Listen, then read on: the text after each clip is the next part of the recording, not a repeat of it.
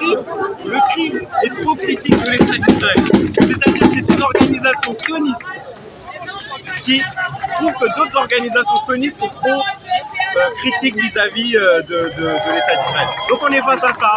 Maintenant, on est obligé de rameuter du monde, etc., parce que c'est nous, c'est toujours les gauchistes qui sommes inculpés, etc. C'est toujours nous qui sommes criminalisés.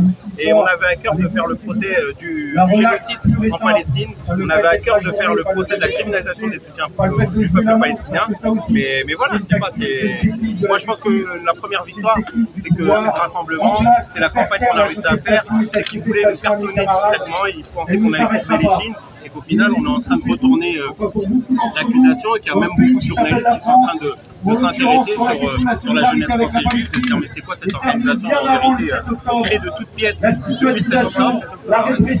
Il n'y a personne. C'est-à-dire que quand vous allez sur leur site internet pour cliquer et dire je veux adhérer, c'est impossible. C'est en travaux, le site est en travaux. Il n'y a pas de militants, il n'y a pas de réunion publique, il n'y a même pas la possibilité de savoir s'ils sont 5, 10, 15. Par contre, une organisation, donc les gens ils se posent cette question-là. Comment une organisation créée de toutes pièces en octobre, elle arrive à déposer une plainte, financer 50 avocats. Donc Sarah Salman, Olivier Bardot, l'avocat de Zemmour.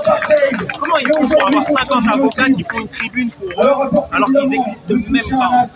Et donc ça montre en fait que c'est un truc, c'est un truc qui vit sur toutes pièces d'avocats pro-Netanyahou qui veulent essayer de se farcir des militants et se faire un peu de publicité. Ils ne tiennent même pas la peine de faire le moindre travail, la moindre conclusion. Ce qui viennent, c'est parce qu'il y a l'AFP. Alors à la sortie du procès, il y avait l'AFP, Le Monde, Libération, Le Figaro, ça les intéresse. Voilà. Faire des conclusions pour dire pourquoi on inculpe ce monsieur-là, on s'en bat les steaks.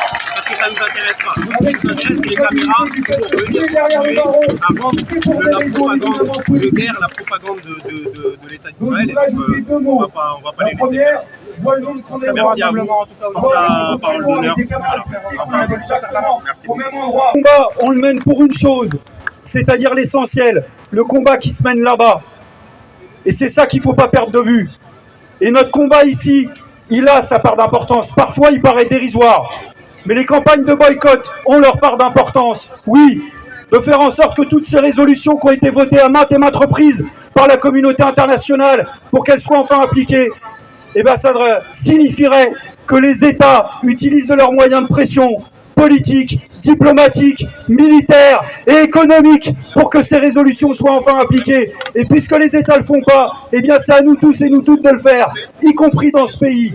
Donc notre responsabilité, elle est essentielle. C'est pas qu'une affaire de mots, c'est pas qu'une affaire de terminologie, même si les mots